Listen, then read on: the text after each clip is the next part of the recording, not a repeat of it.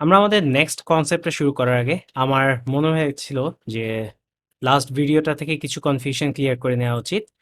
একটা হচ্ছে আমরা প্রায় সময় এই কনসোলে আনডিফাইন্ড দেখেছি, সেটা কি জিনিস? ওয়েল, ফার্স্টেই বলি, আমাদের এখানে ফাংশন ইনভোক করাটা একটু ভুল হয়েছে। কারণ আমি বলেছি গ্রিটিংসকে যখন আমি এই প্যারামিটার দিয়ে কল দিচ্ছি, সে নিজে একটা ফাংশন রিটার্ন করছে। বাট এই ফাংশনটার ভেতর থেকে কিন্তু কোনো কিছু রিটার্ন করেনি, সে সিম্পলি কনসোল করেছে। সো এই জন্য এটাকে আমার ইনভোক করা দরকার ছিল এইভাবে, কনসোল লগ না করে এইভাবে ইনভোক করলেই হইতো। সো কনসোল লগ করে ওটা কোনো লাভ হয়নি, কারণ কনসোল লগের ভিতরে সে ইনভোক হয়েছে বাট সে কিছু রিটার্ন করেনি। সে যেহেতু কোনো কিছু রিটার্ন করেনি, কনসোল লগ কোনো কিছু পায়নি, এই জন্য আনডিফাইন্ড ছিল। সো তাও এই কনসেপ্টটা ভেঙে দেখানোর জন্য যদি আমি একটা জিনিস দেখাই, সো সাপোজ আমি একটা ফাংশন লিখলাম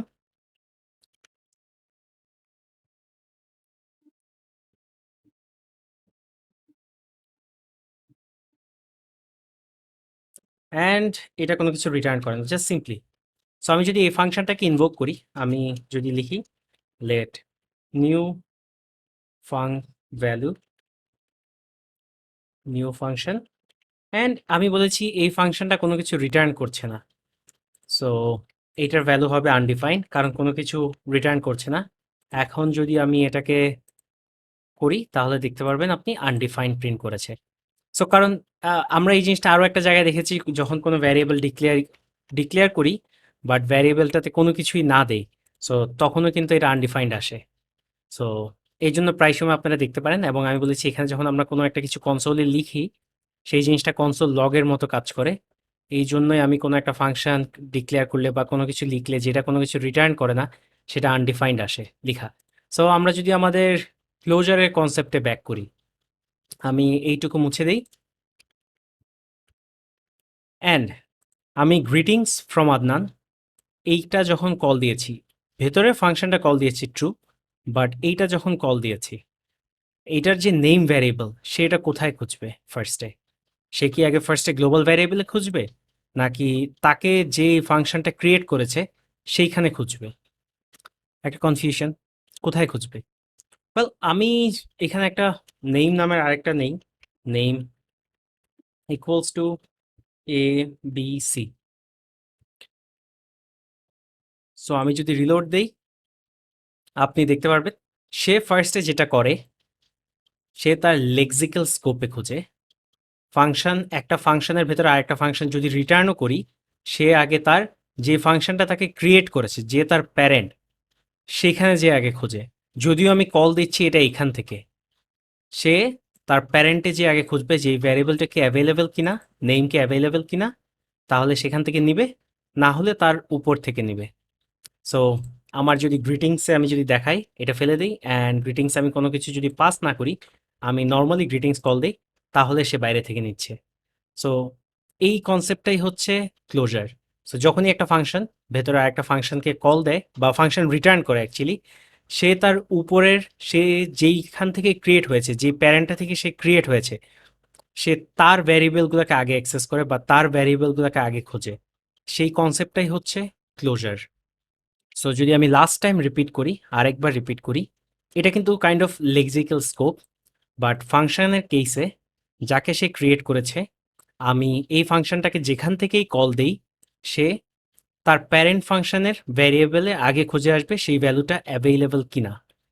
এখন ক্লোজারের আরেকটা মজার জিনিস বানাই, আমি যদি আরেকটা ফাংশন লিখি অ্যান্ড এইটা ফর নাও রিমুভ করে দেই অ্যান্ড এটার নাম দেই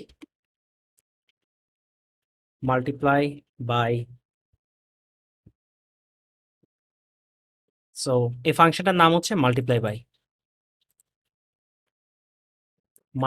মাল্টিপ্লাই বাই লিখে ফেলছি।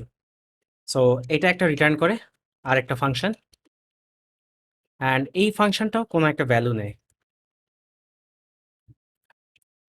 সো এই ফাংশনটা, সো এটা কোনো একটা ভ্যালু নেয়। এখন যদি বলি আমি এটার ভেতরে আরো একটা রিটার্ন দিচ্ছি, ভ্যালু ইনটু মাল্টিপ্লাই বাই, নিচে একটা ভ্যালু নেয়। সো সেটা হচ্ছে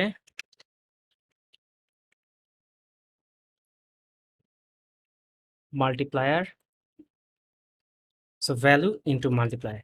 এইখানে কি করছি একবার যদি খেয়াল করেন ফাংশনটা।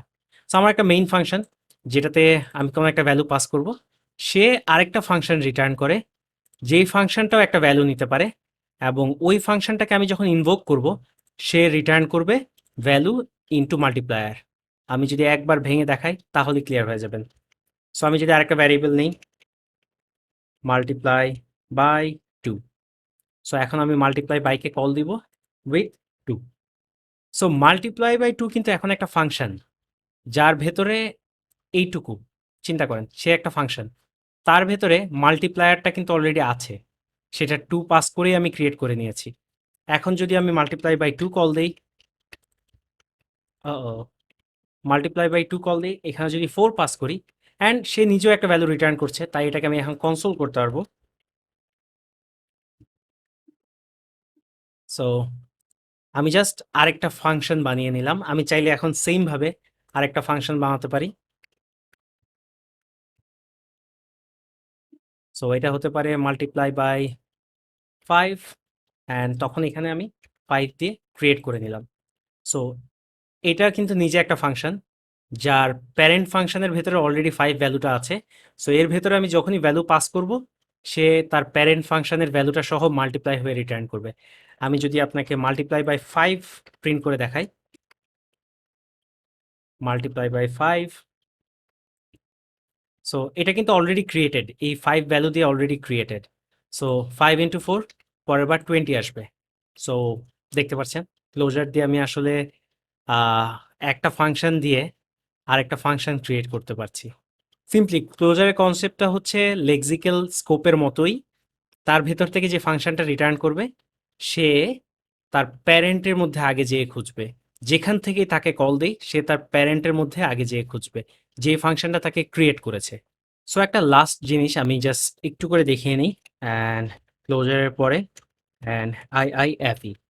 সো ইফি কি জিনিস? Immediately invoked function. নামটা শুনে আই গেস অনেকে বুঝে গেছেন কি করব। সো আমি যদি ডিরেক্ট, আমি যদি দেখাই,